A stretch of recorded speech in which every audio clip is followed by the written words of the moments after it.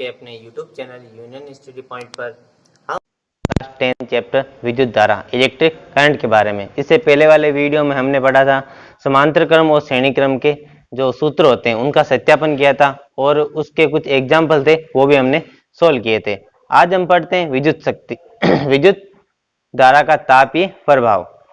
तो देखो, अगर आपने हमारा पहले वाला वीडियो नहीं देखा है तो डिस्क्रिप्शन में उसका लिंक दे रखा है, वहां जाके आप पहले वाला वीडियो देख सकते हैं। अब देखो, विद्युत धारा का तापीय प्रभाव।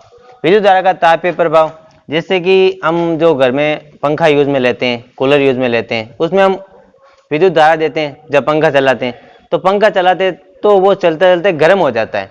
अब गर्म इसलिए होता है, जो गर्म होता है वो गर्म हवा तो हमें चाहिए नहीं होती। अभी गर्मियों के मौसम में हमें चाहिए ठंडी हवा, तो जो गर्म हवा होती है वो मतलब हमारी यूजफुल नहीं होती है।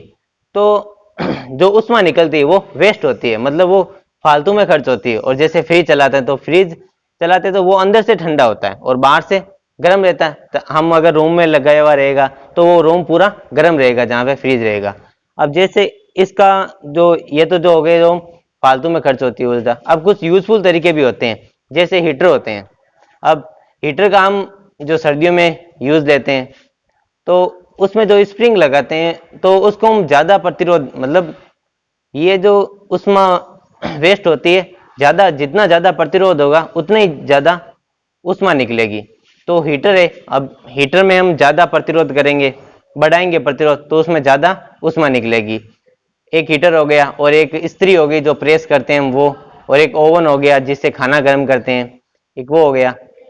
अब देखो, ये चीजें हमारे यूजफुल तरीके की है। अब हम इसकी परिभाषा देखते हैं तो परिभाषा में ये हो जाएगा कि मतलब किसी चालक तार में हम हम विद्युत धारा प्रवाहित करते हैं तो उसका ताप बढ़ जाता है।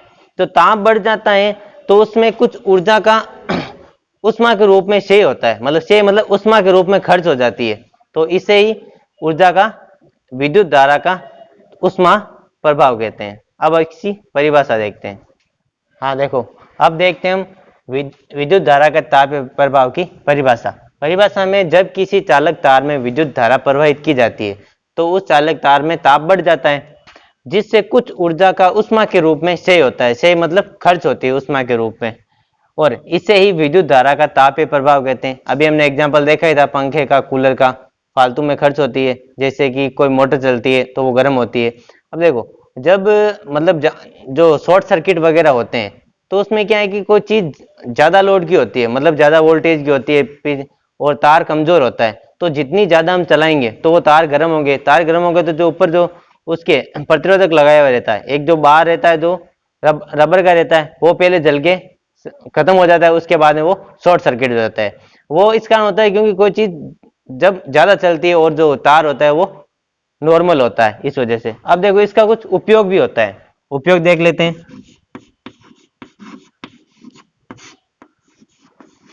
तापीय प्रभाव के उपयोग।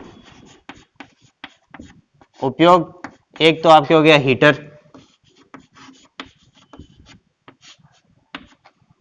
एक हो गया इस्त्री जो कपड़ों के प्रेस करते हैं वो, एक हो गया ओवन खाना गर्म करने के लिए, और एक हो गया गीजर जिससे पानी गर्म करते हैं वो। ये इसके उपयोग हो गए। अब हम इसका जो सूत्र निकालेंगे तापीय प्रभाव के कारण जो उष्मा उत्पन्न होती है वो, उसका सूत्र देखते हैं। पहले आप इसका स्क्रीनशॉट ले लीजिए। देखते हैं विद्युत धारा द्वारा किया गया कार्य उष्मा के रूप में।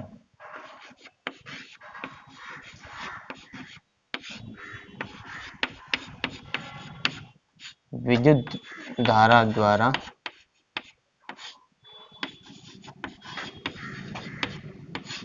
किया गया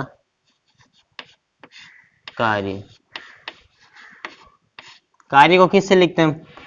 W से। अब किया गया कार्य होता है आपके आवेश इंटू विभवांतर, आवेश इंटू विभवांतर।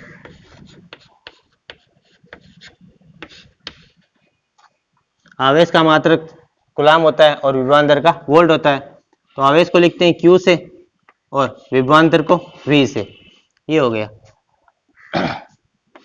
तो W बराबर अब देखो एक हमने सूत्र पढ़ा था कि I बराबर Q बाई टी, ये पहले पढ़ा था हमने।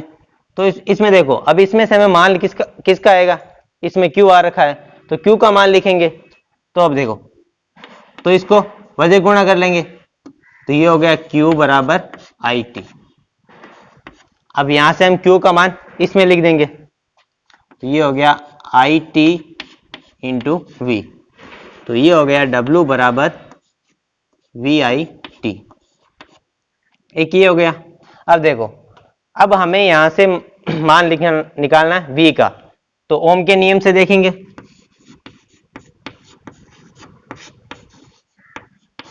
ओम के नियम से, ओम के नियम से तो पहले ये लिखते हैं सूत्र वी आई टी। तो ओम के नियम से हमने पढ़ा था V बराबर आई आर, ये हमने पढ़ा था। तो अब देखो इसकी जगह लिख देंगे V की जगह आई आर, आई आर वापस ये वाला आई और फिर T, तो ये हो गया W बराबर आई स्क्वायर आर टी, क्योंकि आई और आई गुणा होंगे तो ये आई स्क्वायर हो गया, फिर आर और फिर टी हो गया, ये हो गया आई स्क्वायर टी। अब देखो यहां तक हमें फॉर्मूला पता हो गया। अब देखो अब हमें निकालना है उष्मा का, जो उष्मा उत्पन्न होती है उसका। जितना हम कार्य करेंगे उतनी तो उष्मा उत्पन्न होगी। मान लेते हैं हम एक कार्य करते हैं तो उष्मा भी एक ही उत्पन्न होगी, दो कार्य करते हैं तो उष्मा भी दो ही उत्पन्न होगी। तो इसकी जगह हम W की जगह H लिख सकते हैं, तो लिख देंगे H बराबर आई स्क्वायर आर टी, ये हो जाएगा हमारे जितनी हम उसमें उत्पन्न होगी उसका सूत्र हो जाएगा आपके। देखो अभी पढ़ा था हमने H बराबर आई स्क्वायर आर टी, तो एक दो जो जूल थे उनने तीन नियम दिए थे अपन के, वो देखते हैं। तो अभी हमने उष्मा का फॉर्मूला पढ़ा था, वो था आपके H बराबर आई स्क्वायर आर टी। अब देखो जूल के तापन के तीन नियम वो इसी से रिलेटेड है, जूल के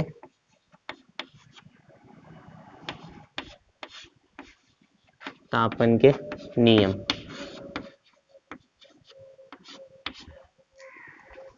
वो ये थे कि H समानुपाती आई स्क्वायर, पहला नियम ये था H समानुपाती आई स्क्वायर, मतलब इसको हम ऐसा भी लिख सकते हैं H समानुपाती आई स्क्वायर आर टी, ये भी लिख सकते हैं। तो पहले हम लिख देंगे कि H समानुपाती है आई स्क्वायर के, तो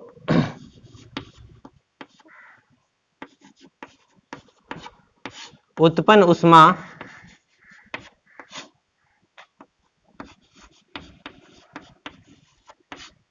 चालक तार में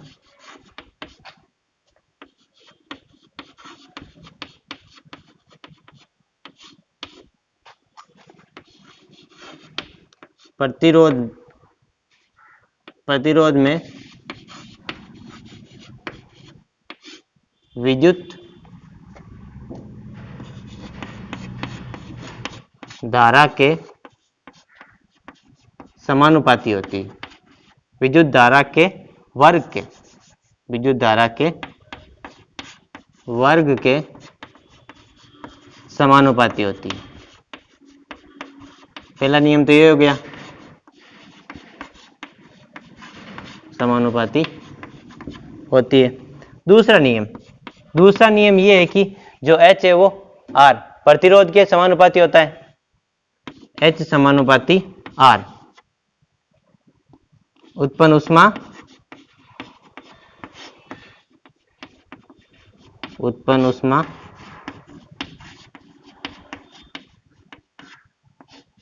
प्रतिरोध के समानुपाती होती है।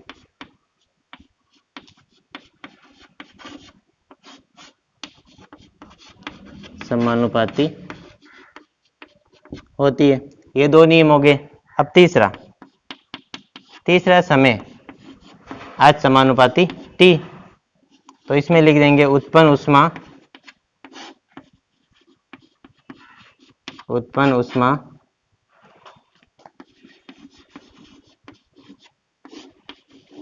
समय के समानुपाती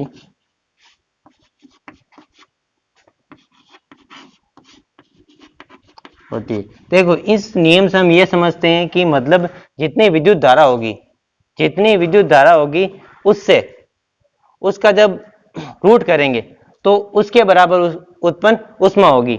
और एच समानुपाती आर प्रतिरोध से ये समझते हैं कि जितना ज्यादा प्रतिरोध होगा उतना ही ज्यादा ऊष्मा निकलेगी। और समय से जितनी देर ज्यादा तक हम चलाएंगे किसी वस्तु को करंट के द्वारा तो उतनी ज्यादा ऊष्मा उत्पन्न होगी।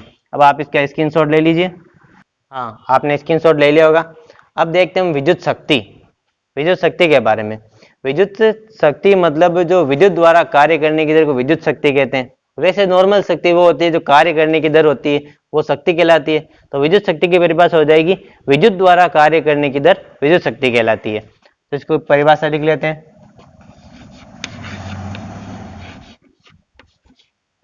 विद्युत शक्ति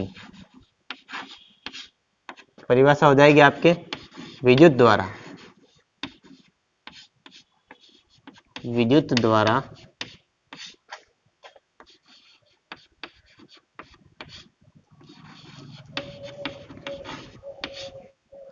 कार्य करने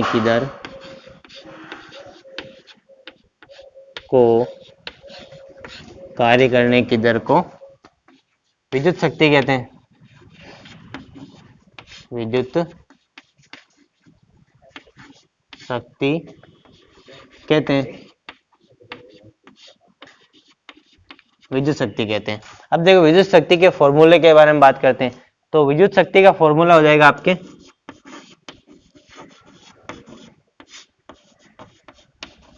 विद्युत शक्ति को P से लिखते हैं पावर, तो ये हो जाएगा किया गया कार्य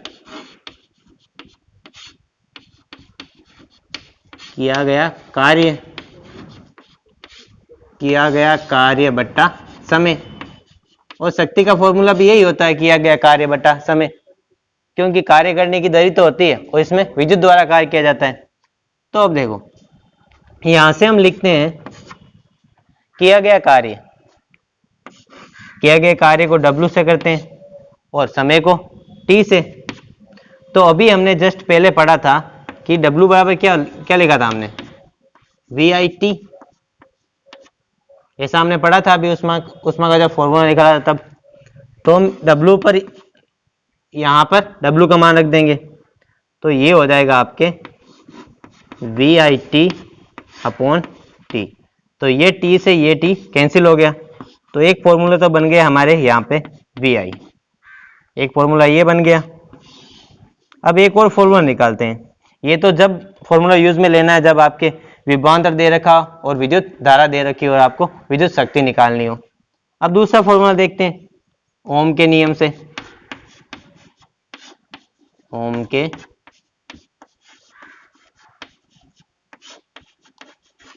के नियम से क्या होता है, V बराबर IR, ये हमने पढ़ा था। अब देखो इसे दे देते हैं समीकरण 1। अब ये मान समीकरण 1 में रख देंगे, तो यहां लिख देंगे समीकरण 1 से। तो ये हो जाएगा P बराबर, अब देखो V की जगह लिख दिया IR इंटू ये I यहाँ पे आ जाएगा। तो ये फॉर्मूला बन गया आपके I²R, एक फॉर्मूला आपके हो गया ये। तो ये विद्युत शक्ति के दो फॉर्मूले आ गए आपके पास। इसमें जब विद्युत धारा दे रखी हो और प्रतिरोध दे रखा हो तब ये फॉर्मूला यूज में लेना है, और जब विभवांतर दे रखा हो और विद्युत धारा दे रखी हो तो ये फॉर्मूला यूज में लेना है। और इसका जो मात्रक होता है वो होता है आपके वोट।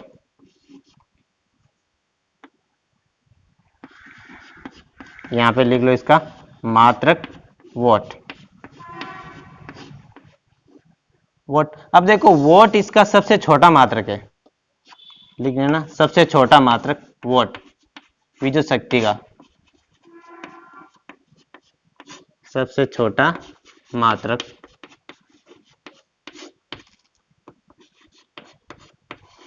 वोट।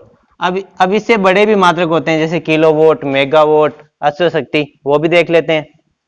तो देखो 1 किलोवाट होता है, KW किलोवाट हो गया, तो इसमें होगा आपके 1000 वोट, 1000 वोट। या फिर इसे ऐसे लिख सकते हैं 10⁻3, ये हो गया। ये जो K होता है ना, इसका मतलब हजार ही होता है, चाहे आप कहीं पर भी देख लो। जैसे कि 2019 था तो लोग ऐसे भी लिखते थे 2K19, ये भी तो K का मतलब कहीं पर भी जो हजार ही होता है। जैसे कि व्यूज आते हैं या फिर लाइक्स होते हैं, वो भी K में आते हैं, 2K 3K 4K, तो K का मतलब हजार ही होता है। फिर इससे बड़ा मात्रक है मेगावाट,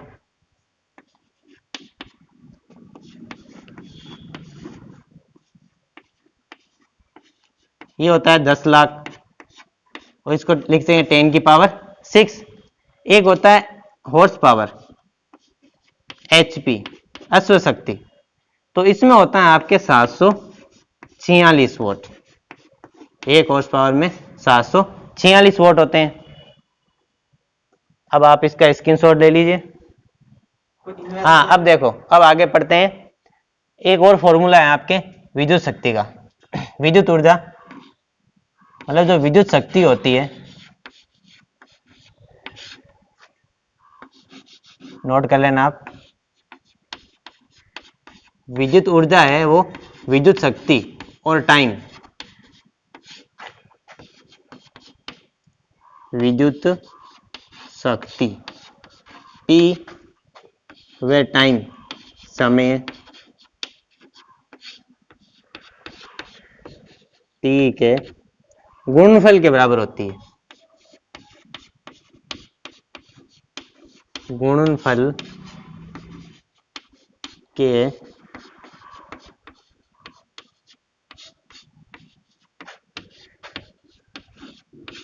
बराबर होती है। तो अब देखो, ये हो जाएगा P इंटू T,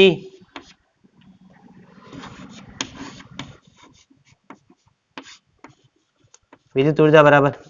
अब देखो, ये फॉर्मूला है आपके, मतलब विद्युत ऊर्जा सीधी निकाल लेंगे विद्युत शक्ति और टाइम के हिसाब से। तो इसमें यही है कि जो विद्युत शक्ति होती है वो 1 किलोवाट घंटा में होनी चाहिए।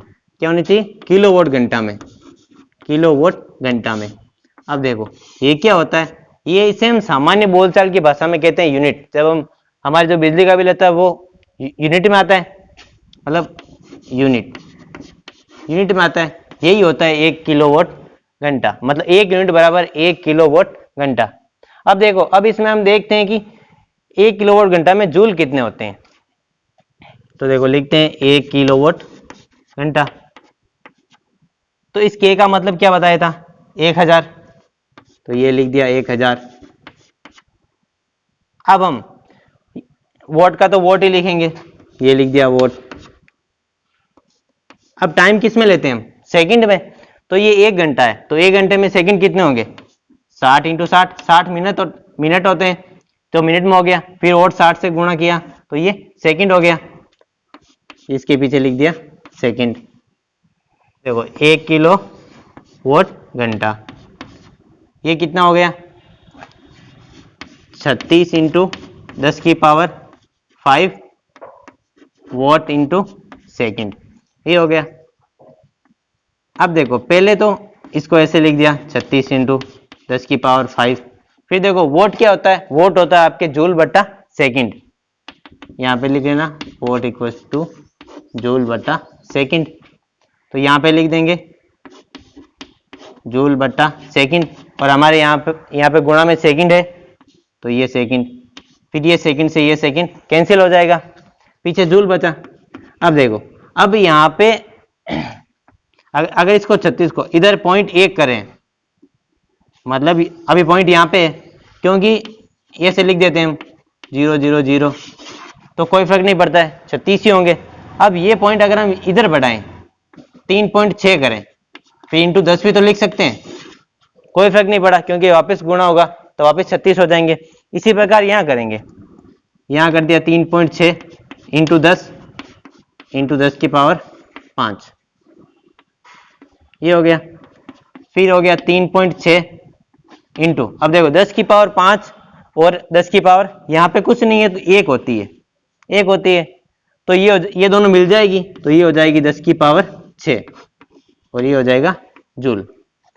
1 किलोवाट घंटा में आपके 3.6 इंटू 10 की पावर 6 जूल होता है। अब आप इसका स्क्रीनशॉट ले लीजिए। आप देखो एक एग्जांपल ले लेते हैं इस विद्युत ऊर्जा के बारे में। अभी जो हमने फॉर्मूला देखा था शक्ति इंटू समय का, तो उदाहरण है आपके दो बल्ब 100 वोल्ट के प्रतिदिन 8 घंटे चलते हैं। एक महीने मतलब 30 दिन, इसने दे रखा है कि एक महीने में 30 दिन ही लेने में कितने यूनिट विद्युत ऊर्जा व्यय होगी। अब देखो पहले हमने दे रखा है कि बल्ब दो हैं और दोनों 100 वोल्ट के हैं, दोनों 100 वोल्ट के, तो कुल वोट कितना हो जाएगा हमारे, कुल वोट हो जाएगा 2 इंटू 100 मतलब 200 वोट, 200 वोट, 200 वोट। और दिन दे रखे हैं 30 और प्रतिदिन 8 घंटे चलते हैं, तो टाइम कितना हो जाएगा, कुल समय हो जाएगा 30 दिन और 8 घंटे, तो ये हो गए आपके 240 घंटे, ये हो गए। अब देखो हमें यहाँ हमारे पास यहाँ पर ये वोट में है, तो इसे हमें किलोवाट में लाना है। घंटा तो हमारे पास है ही है, अब इसको किलोवाट में लाना है, तो हम पहले सूत्र लिखते हैं।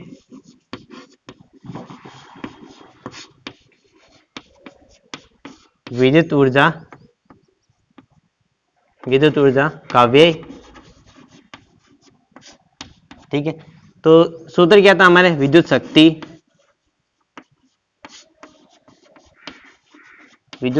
इंटू समय,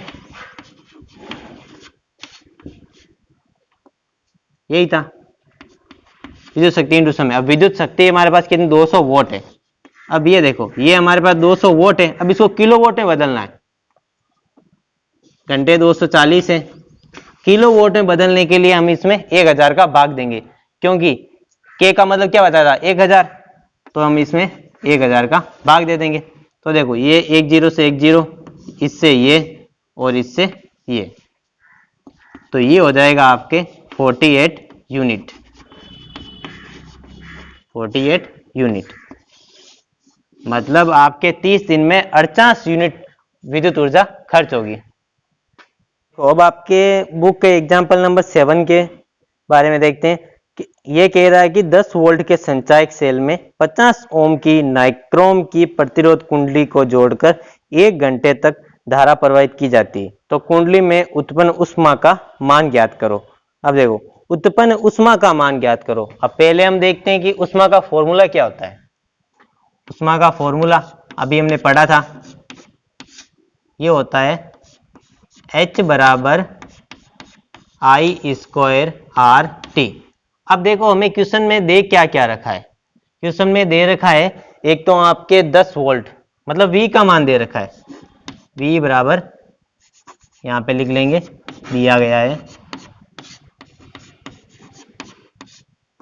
गया V बराबर 10 वोल्ट दे रखा है,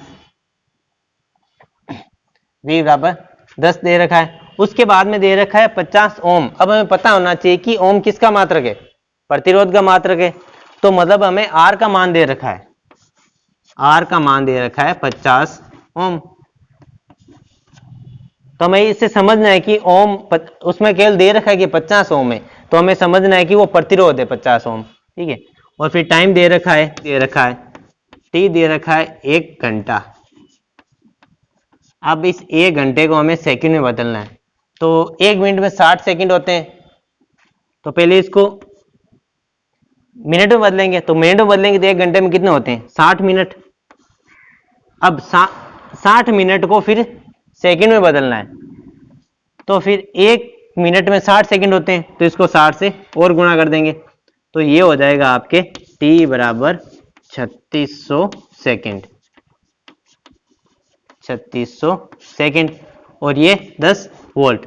अब देखो हमारे पास ये सूत्र है ऊष्मा का। अब इसमें हमारे पास R है 50 ओम, T है 3600 सेकंड। अब हमें I निकालना है, तो आई निकालेंगे हम ओम के नियम से।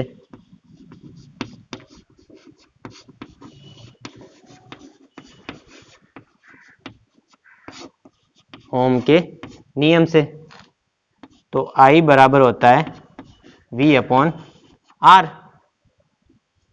यही पढ़ा था हमने सूत्र। ये किससे होता है? V बराबर आई आर से। ऐसे इस प्रकार। अब देखो आई निकालना है तो V का मान हमें दे रखा है 10 और R का मान दे रखा है 50 ओम। तो आई आ जाएगा हमारे पास 10 से 10 कैंसिल, 1/5। 1/5 को हम लिख सकते हैं 0.2 एम्पियर। आई का मात्रक होता है एम्पियर। तो ये हमारे पास आ गया आई। अब हमारे पास सारी चीजें आ गई तो उत्पन्न ऊष्मा निकाल सकते हैं हम। तो सूत्र में मान रखेंगे H बराबर आई स्क्वायर आर टी। तो H बराबर आई ये रहा 0.2 का होल स्क्वायर हो जाएगा,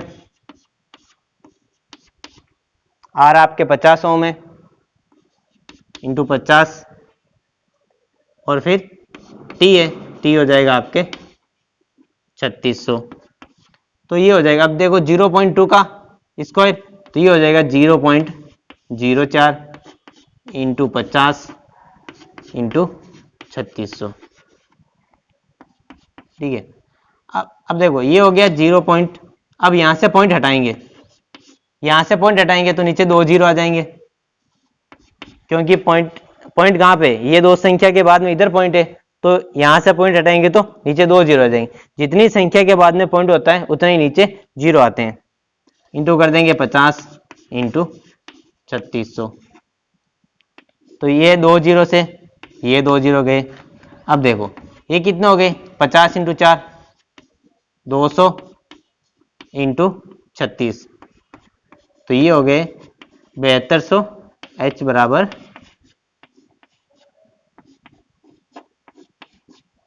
7200 जूल।